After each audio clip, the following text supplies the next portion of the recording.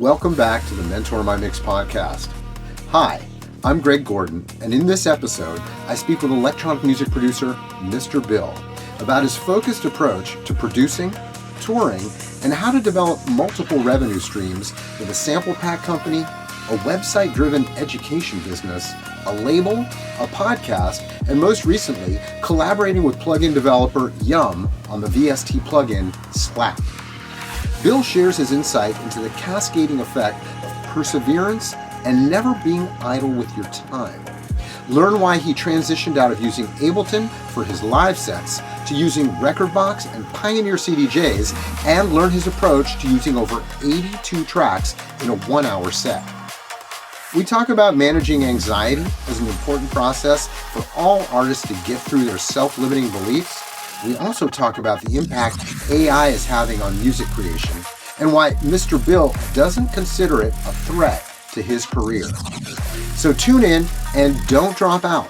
I'm sure you're going to get a lot out of my conversation with Mr. Bill. And if you're really serious, like we can go. And in those days, people had to have it quick. That's more what I mean. I'm not going to do something that isn't me. That's what I mean. Okay, what's my next move? That willingness to play and collaborate. With Greg Gordon. So welcome to the Mentor My Mix podcast. Yeah, thanks. I appreciate you having me. So first of all, I'd love to just start by you talking a little bit about the development of all these different facets of your career, because obviously you juggle a lot, right, in order to manage all those different elements. What got you started on this path, and when did you realize that you were going to really diversify as an entrepreneur in this industry? So I never really had any one moment where I was like, all right, I've got this whole rollout plan for my career. I'm going to start a podcast in this year and then start a website in this year or anything like that. I think I am just a really curious person in general, and I just like to explore and try new things and whatnot.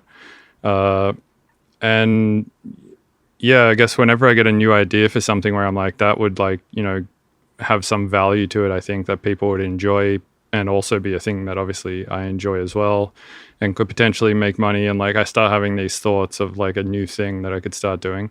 And then I, have a chat with my manager, George, about it, who you're in the emails with.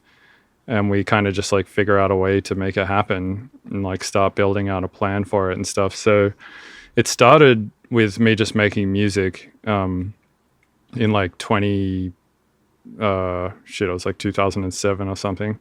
Mm-hmm. And you were still back in Sydney back then in Australia, is that right? Yeah, correct. Yeah, and then so I was making some music, and then I decided to go to university, which was SAE in Sydney. I was studying audio engineering just because I wanted to sort of further my knowledge with music production and stuff. But I was mostly interested in electronic music, but I thought getting an education there would be good. So I did that, and one of the units that we had in, I think, our second trimester there was web development. And so I started doing this web development thing, and the assignment was basically you got to make a website pretty much. So I was like, oh, cool, and then started building this website thing. And I didn't really know what I was doing, but I had a friend who I would hang out with a lot at the time who was really, really deep into web development stuff. So I asked him to help me with this assignment. And pretty much we just kept going back and forth with it. And it became one of the most fun things and most engaging things that I was doing at the time. I was enjoying obviously the music production stuff that I was learning there too, but building this website just became a thing that I found really interesting. So I started having all these ideas, and at the time, the subscription models were not a big thing at all. But I was like, why not just try this thing where we, get people to pay $10 a month and just give them access to a bunch of information and all sorts of stuff. And I was making information videos, tutorial videos, based on all the stuff that I was learning at university too. So I don't know, I just had this idea to do all of that kind of stuff, and then all of the other things the label and all that kind of stuff that came much later. The website was definitely the first thing, which was in 2010 or 2011 or something. Mm-hmm. And at the time I was also putting tutorial videos on YouTube as well. Did the web piece really influence your entrepreneurial spirit around this stuff? I mean, do you think you were kind of entrepreneurial out the gate, or did that have a big influence in your decision to, create this kind of online business model? I think I was entrepreneurial out the gate, and definitely the website is a product of that. But that was like the first, I think, entrepreneurial thing that I did. Yeah. What platform did you program that in when you first started? The first one we used was this platform called Joomla, Oh yeah. which is like, kind of similar to WordPress, I guess, which is what my site runs on now. But it wasn't that good. There's a lot of limitations with it. So it ran on that for about a year or two, and then we switched it over to WordPress, I don't know, like 5 or 6 years ago at this point, maybe more. And are you still coding your own site? Do you do it yourself, or you have a team? No, not at all. I have one guy who like works full time on the site, and he does everything. His name is Ben Body. And yeah, he's great. He does a really good job. I couldn't do all the things that I do on my own at all. I definitely have a lot of people helping me with all the stuff. Like I have George, the one who you were chatting to, my manager. He basically runs Belegal beats and sounds, Belegal beats being the music side of it, and Belegal sounds being the sample side of it. And then I have like my own sample label too, which is just called Mr. Bill's Tunes, which is on Splice and my website and stuff. And I pretty much run that with Ben, but George helps a lot with that as well. And then, there's a lot of people involved actually. On the Belegal side, George kind of like runs it all, but then we have a team of 3 visual artists and a marketing person and a mastering person as well. And then sort of 3 of us split the job of listening to demos and selecting what we think is good and what is not. And I don't know. It all kind of like slowly built over time, I guess. And it was never really planned to be this way, but it got to a point where I started a Discord server in 2015 or so. And by like 2018 or 2019, I had like 5,000 to 10,000 people in there. And a lot of these people were making really cool music, and I would get DMs a lot on Discord of people being like, what do I do with this? Where do I put it out? And I started realizing there was no real good label for like the current like the current smaller, more niche IDM type artists. Like either you got like really big, and then you could put stuff out on like Warp or Ghostly or Ninja Tune or like one of these big sort of experimental labels. And for the smaller ones, there just was really nothing. So I figured like, oh, cool. There's a lot of people surrounding this Discord server that have a lot of cool, weird left field electronic music stuff that they're making. So I kind of wanted to make it for them. And it's really just been a passion project, to be honest. That thing has been like the least successful of the things that I've done, for sure. Like the amount that it grosses is incredibly small because the music is so incredibly niche. Yeah. It's like really hard. It's a really hard product to sell to people. I was going to ask about that because it's amazing to me. The level of success you had is pretty astounding, considering you are kind of a niche-y, producer in terms of the sound that you've adapted and even the ambient stuff that you do, right? And I've even heard you say yourself that it's pretty difficult to make a living just putting out ambient music or even electronic, glitch bass music. So obviously you focus on other things, or you diversify yourself to make it all work for yourself, right? And I guess for our listeners, I think they'd be really interested in knowing, what aspect of all this diversity really do you focus most of your attention on, or drives most of your revenue, I guess. Let me put it to you that way. So the one that I focus most of my attention on is shows and writing my own music, because ultimately that's what I enjoy doing the most. And ultimately the reason I do all of the other stuff is so I can do that more. Because I really just love to write music. Like that's what like. Ideally, if I could spend my days doing anything, it would be that, and I would never do anything else. Like I wouldn't bother with the website. I wouldn't bother with I would just make music because I just love making music. So I focus most of my energy on that. But then as I'm doing that, I try to figure out like ways in which I can monetize it in different ways. And one of the biggest ways that I monetize making music is by playing shows, like DJing. And that's been a slow and steady progress over the last like 10 years or something as well, to where now I can actually kind of like make a little bit of money off it. But when I first started doing that, it was like really costing me money to do it.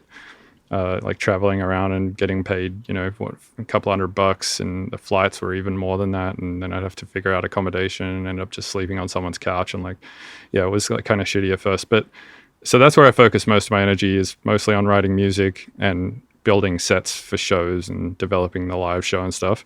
But the one that probably makes me the most money is the website. But it's probably an even split. Like the website and shows probably make about the same amount. And when you say the website, you're referring to education, you're referring to sample packs. What are you referring to specifically?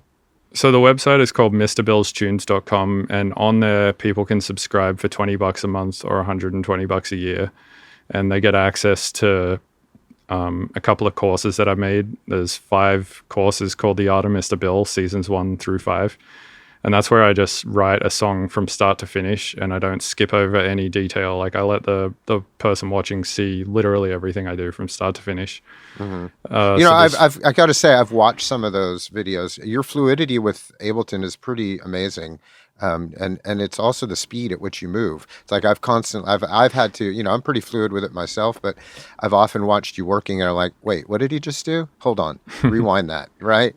And that's pretty cool. I've always been impressed by that kind of just that stream, almost a stream of consciousness that you work with. Yeah, exactly. So I kind of try to like impart what I'm doing through that process when I'm making those courses, so people can sort of try to incorporate some of those workflow things as well, so they can maybe speed up their process a bit also. So that's like the main thing, I think, is the courses. But I also have sample packs on there, and all of my live streams that I've ever done on Twitch are backlogged there. And I have another course called the Devices series, which explains what literally every knob on every single device in Ableton does. And people can get early podcast episode access there and all sorts of stuff. So yeah, basically that's the main thing that makes money, is people will give me $20 a month to basically access all of that. And I'm updating it like every month with new stuff, whether it be new samples or a new video or something like that. Uh-huh. So if you were to look back on this trajectory, I mean, obviously you're a passionate artist. You're somebody who does this because you love to make music. And if you were to look back on the trajectory of your career at this point, because you've been doing this, since 2007 or so? Is that what we were saying? Yeah, something like that. Yeah, so you've been doing it a good while now. If you were to give anybody any advice, what would you say, looking back on that trajectory, in terms of the order of events and the way things unfolded for you? So it's hard to say exactly why everything worked for me. I think the overarching thing is I just worked really hard. I don't think there was any one thing that really did it. So, I mean, I guess my advice would just be to work really hard. But I guess the more useful advice is probably to find something that you really enjoy doing, because then you'll want to work hard. I don't think you can just be like, all right, I'm going to make like one video course and upload it to the internet, and then that's going to make me money. It just doesn't work that way. You have to be consistent with releases. You have to do marketing. You have to, you can't really expect your first thing to do really well, but like slowly over time, there'll be a cascading effect of new fans who then go and get the old stuff and all of that kind of stuff. It just takes a lot of time to build a career in music, I think. Some people get lucky, but it's very rare. I more often than not, the people I know that are big because they just work really hard. Yeah. And how important then were other artists in terms of influencing you, but also helping you come up in your career? Bonding with other artists, building a community of like-minded producers and artists like yourself. Yeah, that was a huge thing, actually. I did a lot of collabs with a lot of artists, and I still do. And in my opinion, it's one of the best ways to learn, is to make music with someone, because then you can really sort of see their process, and it kind of gives you new writing ideas and new production ideas and stuff like that. And definitely collaborating with a lot of people helped me a ton in terms of learning, at least like learning stuff about Ableton and learning workflow tricks and stuff. And also, just being friends with a lot of artists and having conversations with them. Obviously, we like talk business stuff sometimes as well, and it's definitely been useful to hear how everybody else kind of operates their business side as well.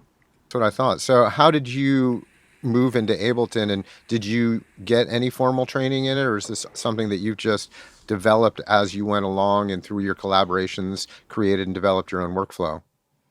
Yeah, the Ableton stuff, I just developed my own workflow and kind of learned everything just grassrootsy kind of style. I didn't really get any formal education in Ableton specifically. I was using Ableton before I went to SAE. I was on like version 5 or something like that. And then at SAE, they tried to convert me over to like Pro Tools and Logic and all of that sort of stuff. But every time I used those programs, I was just like, they don't make as much sense to me. They're just a little, they feel extra, like they feel clunky, and they feel like they don't really like,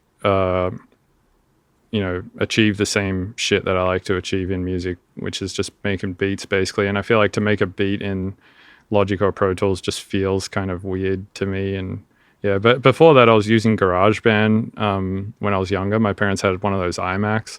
Yeah. And I used to mess around on that a bunch. And then a friend of mine who got me into Psytrance, this whole Psytrance community and stuff in Australia, where I used to go sometimes to I used to go to these like Psytrance parties every other weekend or something.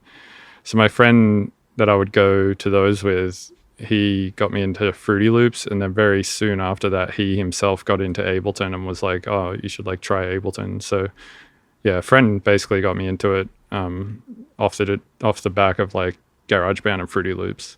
So you say used to go to the Psytrance parties. You don't go to them anymore? No, I don't. And I mean, I don't live in Australia anymore. And Psytrance is really big in Australia. It's kind of weird. Yeah. It's big all over the world. A lot less so over here, I'd say. It's not very big in America. Yeah. Now, look, I'm seeing some Pioneer DJ decks behind you there. You don't perform though with DJ decks, do you? Or do you? Am I misunderstanding? I thought do you not use live Ableton when you're performing? Not anymore. I used to. Okay, because the last shows I saw, you definitely were. Yeah. Yeah, I used Ableton for many years, and I don't know. I kind of got to a point where I just realized that Pioneer has developed this system for playing tracks out live that is like 1,000,000% optimized for doing that task, and to try and replicate their years of progress and stuff in your own little Ableton setup with a MIDI controller, just seems antiquated, and it's like a regression from the CDJs really. And whenever I've done live shows in the past, like where I split up stems and whatever, send MIDI to a visual guy to do synced visuals and all sorts of stuff like that. Obviously using Ableton for that kind of stuff is cool, but I just found it's just way too much work to build a set. Like I have to go through all my old tracks and stem everything, and then I have to build the set, and then I have to figure out which parts I want to play live, and then have those parts mute, and like develop instruments to play those parts live, and all sorts of stuff like that. And while it's fun, it's not as fun as just making music for me. And ideally what I want to spend my life doing is making music, not really developing these live sets, Yeah. So can you just talk a little bit about that process then for you? How do you transition from your Ableton sessions to the decks? Are you using stems, or are you just taking pre-mixed tracks and then mixing? Yeah, I'm just taking pre-mixed tracks and mixing, but I try to be pretty active with my mixing. So like my latest set is, I always just play for 1 hour. My latest set is 82 tracks in an hour. Wow. So okay, it's a lot of... You're doing a lot of blending. Yeah, exactly. It's like, it honestly to me feels more active and busy than doing a live set in Ableton. At least any of the ones that I've done in the past. And it also feels like you have more flexibility as well, which is weird. Like you would think you would have way more flexibility with something like Ableton, but I don't know. I feel like when I moved over to CDJs, like everything just made a lot more sense. Building sets took a lot less time and also was more fun. I much prefer building a set for CDJs than for Ableton. And when you're building a set, is it really preconceived, or do you leave anything up to the moment in terms of your track selection and the vibe that you're trying to create in the room? It's pretty much all preconceived. I know people say like, oh, you got to read the room and like pick the right track for the right moment and stuff like that. But I mean, I just don't have enough time to figure that out. It's like, how are you going to figure out like how the room is feeling and then what track is going to work for that and then find that track and play it in the span of like 20 seconds? I don't think there's enough time. So, and if I do that, and in the past when I have done that, I end up letting the track play out for like 4 minutes, you know, because I'm trying to figure out what to do next. And it just seems more boring in terms of like the listener. They get to hear just like a whole track playing for 4 minutes versus like, you know, new ideas being dropped every 30 seconds. And it's more stressful for me because I'm like, so I'm stressing out. I'm having a much worse time. The audience is like, this is boring. There's not enough going on. So they're having a less good time. It's like, it just seems worse for everyone involved. Yeah. I see that. That's interesting. You know, there's a lot of different perspectives on this. So it's interesting to hear yours. And using that many tracks, are you using more than 2 decks? You're going to 4 decks? How many decks are you using at a time? Yeah, usually 4. But usually I'm only ever using 3. And then queuing up the 4th? Usually there's only ever like 2 to 3 playing at a time, but there's a few moments in the set where I need all 4, but it's pretty rare. It's like twice in the set. Do you ever like to work with vocalists or any instrumentalists in your sets? In my sets, I haven't really done that. Yeah, well, I mean, I did, like when I did live shows with Ableton, I had a drummer playing with me and I had like visual guys and stuff. I didn't have any vocalists. But since DJing, no, I kind of just like do my own thing with that. But I'd be open to it. Like for instance, some of my tracks on my new album that I'm working on right now have vocals on them. So I could see myself, you know, playing out an instrumental version while somebody sings it if the timing lines up right and we're playing the same festival or something. And are you playing a lot of effects on the decks when you're running your tracks, or are you relying on your premix mostly? I use a lot of effects for transitions and stuff, but I try to use them as little as possible. I only use them if I think it needs it. Like I kind of hate when I like hear a set and somebody's putting the jet taking off flanger on like every single track. You know? Or you know, like, and the same applies to people with Ableton sets who stem their stuff out. I kind of hate listening to a set where you just hear someone like beat repeating the drums every other bar or something. I mean, like if somebody sends me a track, like if they play it live, if they send it to me on SoundCloud via email, whatever, if the drums have a beat repeat on them every other bar, it just, I don't think it really sounds that good. But that's really like one of the main ideas that comes to mind when building a live set, I think, is like, oh yeah, I could have this stem and then I could put a beat repeat on it every now and then. I don't know. To me, that's just not enough of a selling point to play a live set. Right. Well, obviously now with the decks, it probably makes touring a lot easier for you and certainly more fun is what it sounds like, right? That's the other thing, yeah, is like without having to travel with an interface and a MIDI controller and all this other gear. Yeah, it's nice to just be able to travel with a USB stick. And now what about your collabs with visual artists? Because I know you've done quite a bit of that, right? In terms of your show and your set, there's a big visual component to that. Yeah, definitely. So at the moment, I have a pack of about like 300 visual loops that was made by the guy who's done my art forever, who goes by the name Funny Lab. He's an Italian artist. He did the cover for Phantasmagoria, and he's done all of my art for a long time now. He basically that's that ghost. Is that like kind of ghost image, the Phantasmagoria one, right? Yeah, exactly. Yeah. That's really cool. I like that. Yeah. So he did that. So we've got like a pack of about 300 or 400 visual loops that all kind of look like in that same style. And then usually I just send that pack to, or George sends this pack to whoever's doing, whoever's running video at the event. And then they, prior to the show, will hopefully have loaded it all into Resolume, and they just kind of like trigger clips. So lately it hasn't really been synced, though I'm doing a show soon at Lost Lands, which is this festival in Ohio, where Funny's actually coming over for it, and we're going to try and do like a pretty well synced show. And for that, I think we're going to try to use Show Control by TC Supply, which basically creates a SMPTE like time code ghost file that runs alongside any of the tracks that you trigger. And then you can hook that into Resolume or whatever. So you can basically do a synced AV show with CDJs. So I see some really cool hardware behind you over there as well. What's your go-to hardware these days in your productions? Honestly, I don't really use the hardware that much. I have it, and if I want to use it, I can, but I really don't use it that much. Like I'll use it on maybe one every 20 tracks or something. But I have a Arturia Polybrute, which is like a pretty nice analog synth, and then I have a OB6 by Dave Smith Instruments. Yeah, I see the OB, I see the Poly, and what's up on your racks up there? It's just a bunch of modular stuff, like Euro rack stuff, and then I have a Axe FX, which is a guitar processor.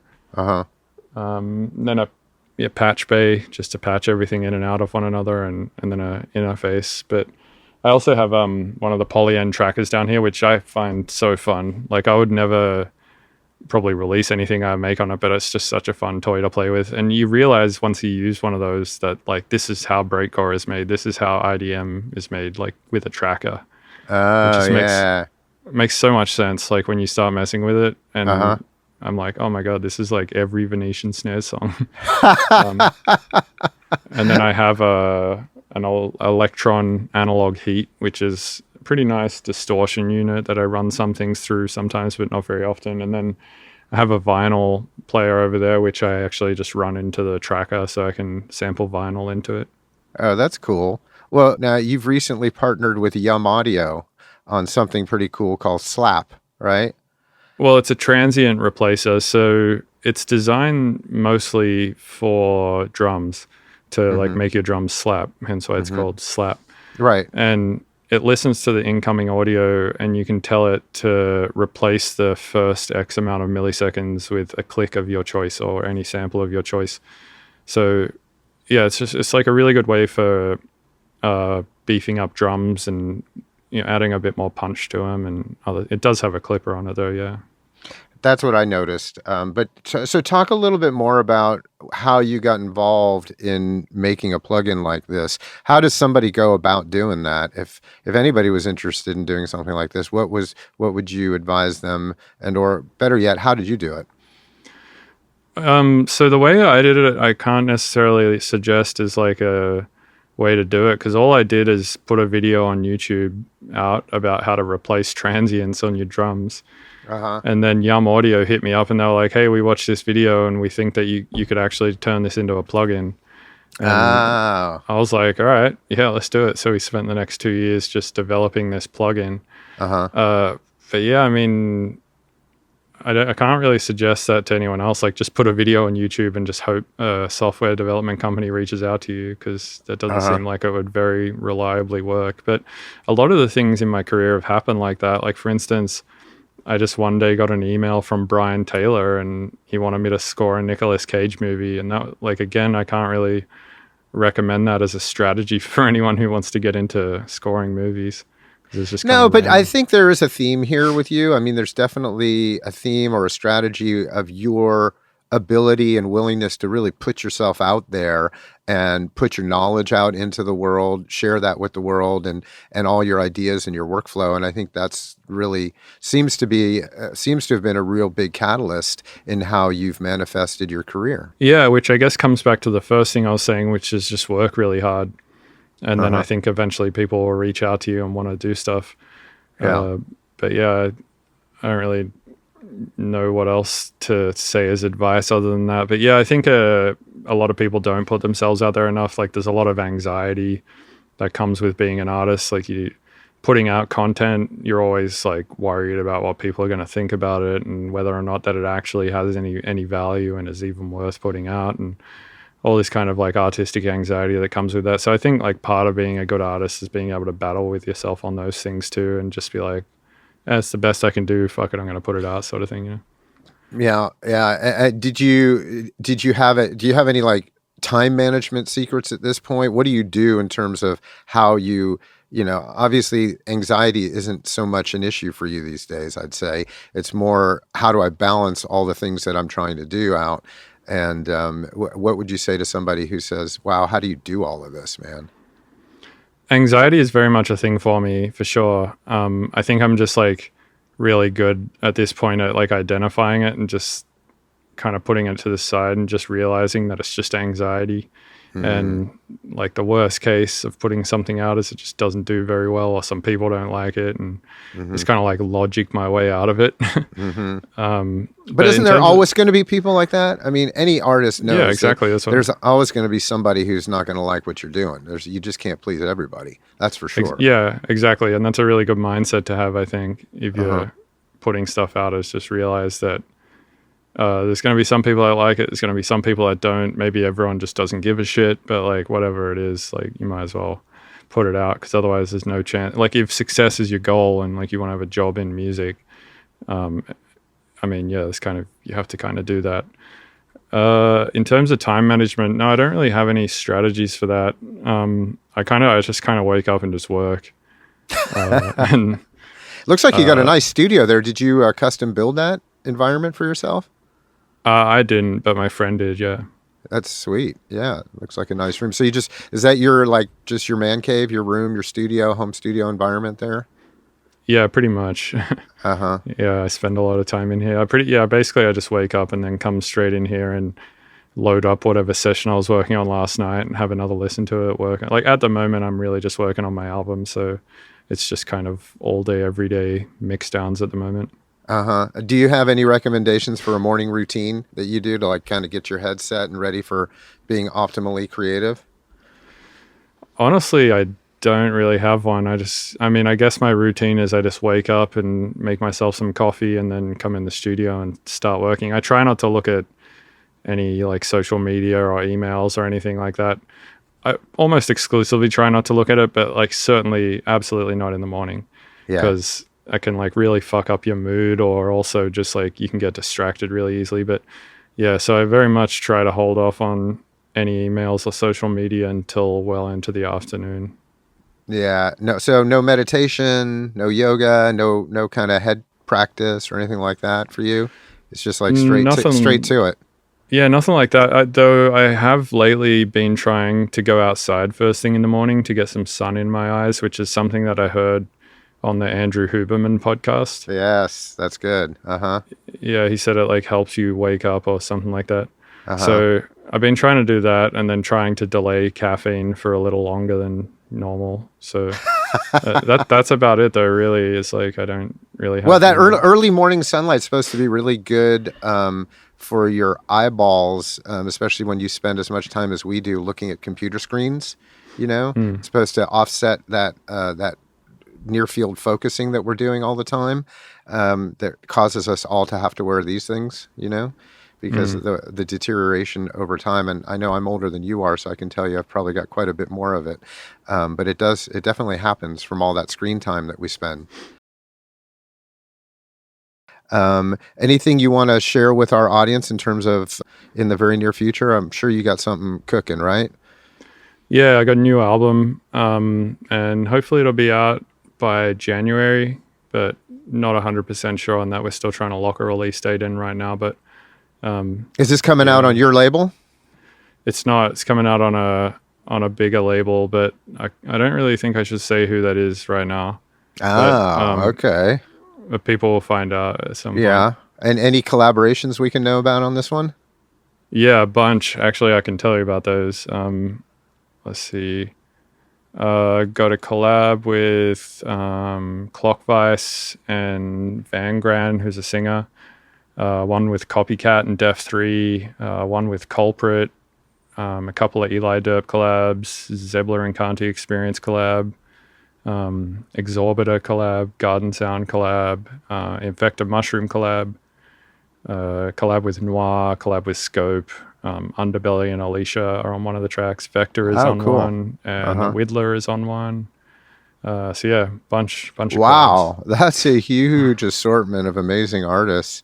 The Incanti duo, I know last time we saw you here in San Francisco, I think it was at the Midway, and you were touring with those guys. Any hopes to see you guys all touring again together at any point? I hope so. Yeah, I really like traveling with Ben. He's a really nice guy and really smart too. Like he's probably one of the best Ableton instructors I know of. Yeah. So, and amazing with the visuals too. I mean, I remember him talking about that when you guys were doing a presentation at the Midway that we shot with you guys. Yeah, man, he definitely knows what he's doing in that realm as well. So yeah, I think yeah, he's one of the most knowledgeable people I know in the music industry for sure. He recently got a degree over COVID. I think he did a PhD Uh-huh. on computer science or something, or Max. I don't know. He's making plugins now, so that's kind of cool. Why am I not surprised? Hey, before we do split up here, there's one subject that we didn't actually touch on that I do want to get into a little with you here, and that's AI, because there's so much buzz around AI. And how do you see it as a threat to your career as an artist? Or are you seeing it as something that you can really embrace and use as as you develop here? So the way that I think about this question is, how many times have I like heard a song where I've been like, oh, that's perfect, I wouldn't change a single thing about it? Like, how many times is that for you? Like, how often do you hear like a loop or a sample or a song where you're like, oh, there's nothing I'd change, that's perfect? Yeah, never. It never happens. Yeah. So, Yeah. I mean, I have a hard time, like, even though I believe that AI is going to be able to develop some really impressive things, even like models that I've trained on my entire discography, anything it spits out, I'm like, oh, it gives me another idea to do a different thing. So Okay. I don't really like ever see it like deleting the purpose for me to want to make music, or ever destroying my inspiration to make it, because anything that it spits out, I'm just going to be inspired to do something with that was different to the thing that it spat out.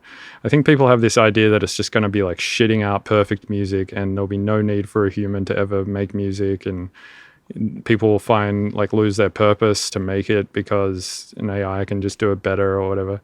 I have a really hard time envisioning that, but the stuff that it can do already is really impressive.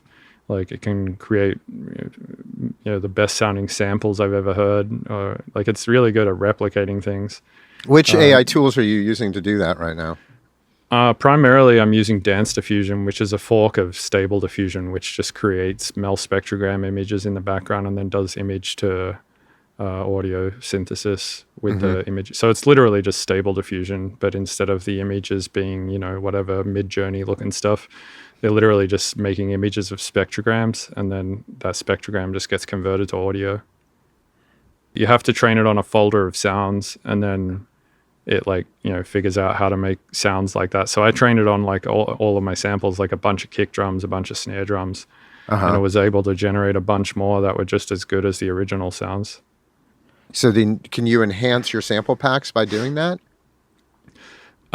Yes, but there's obviously like some moral and ethical stuff to think about. Like, I wouldn't do it if I trained it on a bunch of, say, Virtual Riot sounds or something like that. Yeah.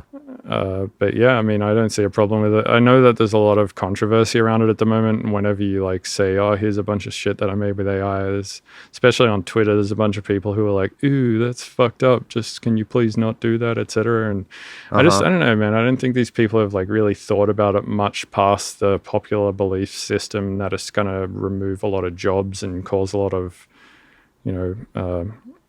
there's going to be a bunch of growing pains, basically. And I agree, that's true. But I don't know, I think AI is also going to be like one of the best things that's ever happened for humanity. Like, think about if you just have a thing in your pocket, like your phone, all of a sudden just is like your personal doctor and your personal therapist and your personal educator. And like, you just have this personal assistant. Everyone has this personal assistant in their pocket that's able to do literally anything.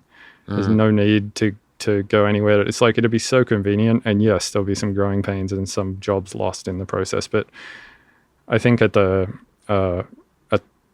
reward seems to far outweigh the cost, in my opinion. But I mean, who knows? Like, we'll see how it all plays out, I guess. But yeah, in the audio realm, it's really interesting, and yeah, I don't think it's going to remove the need for making music altogether, but I think it's going to be more of a collaborator. Well, yeah, I mean, there are two components to that. I mean, there's the Grimes model. You've heard about what she's done, right? In terms of using her voice, you can use her voice. Yeah, as long as you pay her the royalties or whatever. Exactly, yeah. But then there's the other side of that coin where, like, you can train the AI on your music, right? And then is there a model there, you think, where you can entrain the AI, and then anything it spits out with your entrainment, you would earn a royalty on? Yeah, I mean, in theory, but yeah, I mean, I guess so. You could make like a 24/7 Mr. Bill generative radio or something that people could subscribe to or something. I mean, is that something you've thought about, or am I just coming out of left field here? No, I think that's probably possible, yeah, but I don't know if it's like ever going to completely scratch. Like anything that I've heard of generate at this point is far from anything that an original artist who the model was trained on makes. You know, like the stuff that it generates that is trained on my stuff sounds fine. It sounds like a Mr. Bill track, but it doesn't sound like a good Mr. Bill track. It sounds like it's a little bit all over the place still. And I think that that'll improve, and I don't know, it's really hard to say at what, like, how good it will get. And the other thing to remember is that AI can only do what it's trained on. It can't like really create anything new. It can just combine all of the stuff that it has been told. And really that's the same as a human, right? It's like very rare that a human just has like an idea in a vacuum. We're kind of just compilers of different information. Yeah, but the AI is just going to keep getting smarter, right? I mean, this is just the beginning. As it keeps learning, it keeps understanding and actually ultimately develops its own aesthetic, then that could change the game again. I mean, completely, right? Right now, it's kind of at the infancy stages of its learning process. So, yeah, but also we could just be on the exponential part of the curve as well, you know? Like, for instance, when the automobile started getting invented, at the start of it, like when it just started getting invented, you probably were like, oh man, in like 50 years, this thing's going to be so crazy. It's just going to keep improving and improving until like it's just a tiny little silver box that can fly and go 1,000,000 miles an hour, and we can get anywhere in 1 second, and like all of this kind of shit. But like, yeah, well, technology really hasn't kept up with that, but yeah. Well, really what happened is the car got to a point where it served our purposes, and then it really didn't like develop much further than that. Obviously you've got like EVs and shit now, but like there's still like it's a car that is not like exponentially better than they were in say the 70s or the 50s or whatever. So I don't know, maybe we're just like on that exponential part of the curve with AI, and maybe it'll, you know, not keep improving exponentially like we think it will. Well, we'll see, won't we? We've got a long way to go with this one. I think we're just getting started. Yeah, no, I agree. It's interesting to see where it will go for sure, but hard to say if it's just going to like get exponentially better like people think it will. Yeah, no doubt. So, hey, weren't you just in San Francisco recently? Yeah, I played a show there on Sunday night, actually, at DNA Lounge. Yeah, how was that? It was good. I mean, it was a little bit of a weird vibe because it was a bunch of like 18-year-olds, I guess, like DNA is an all ages thing. So yeah. It's kind of interesting, but they had a lot of energy and they were fun. So yeah, it was a good vibe. It was all the non-burners hanging out. So I knew that there was going to be a storm at Burning Man, like that was known. I was kind of hoping that it would like drive a bunch of people back to San Francisco, and then they would come to my show because they still wanted to party or whatever. But the storm was unfortunately too potent, and it trapped everyone there, so it kind of sucked. Sure did. It's the first year I hadn't actually gone to the play in quite a few actually. I've never been. I really want to though. Oh yeah, you've got to go. It's something to experience for sure, especially as an artist like yourself. I think you would appreciate it out there. And the stories I've heard the stories I've heard about it are crazy, and I really do need to check it out one year. It's just a lot of effort. Like you have to prepare you basically have to take your house into the desert for a week and figure out a bunch of shit. Yeah, every year it comes up, I'm like, I don't have the bandwidth to figure this out. Yeah. Well, all right. So that goes right back to community, right? That's not the kind of thing you want to do alone. I mean, there's burners out there who have mastered the art, I would say, of burning and doing it and with their own, survival world. But I think, having community that can support you and being out there as an artist, I would certainly recommend that. And I'm sure. Yeah, that's what I've been told as well. And I just need to find a good crew to go with, I guess. Yeah, definitely. Hey man, this has been awesome. I really appreciate you taking the time to speak with me here today and be on the Mentor My Mix podcast. Wish you all the best with your new album. I can't wait to hear it. I'm sure it's going to be awesome, man. Thanks, man. Yeah, I appreciate you having me. Yeah, for sure. Peace out, man. Mentor My Mix is made possible by Pyramind Music and Audio Production Institute. Evolve your sound with expert trainers and up-to-date courses designed to fit the needs of emerging artists and producers looking to build careers in the music and game audio industries. Go to Pyramind.com for details on the San Francisco campus and online programs. Remember, if you have a guest suggestion or want to contact me for any reason, we have a contact form on the Mentor My Mix website. That's mentormymix.com. Or feel free to email me at greg@mentormymix.com.